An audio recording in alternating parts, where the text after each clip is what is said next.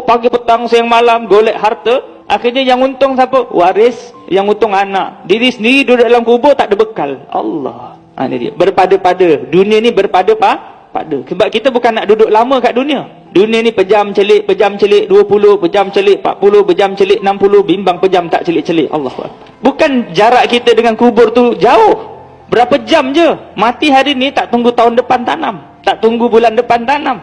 Mati pagi ni, petang nanti selesai dah. Kita akan duduk dalam kubur. Mula-mula kita rasa macam mimpi tau.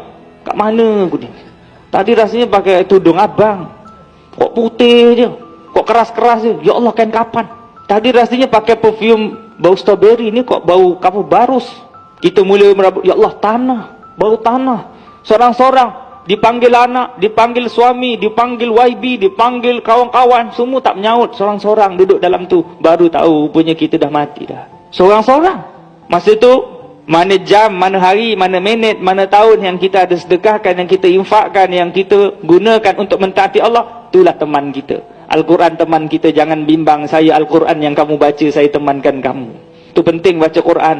Kadang-kadang kita diuji dengan ujian. I'lamu annamal hayatud dunya la'ibu, dunia tempat orang bermain, walahu lala wazina, perhiasan-perhiasan, wa tafakhurun bainakum, berlumba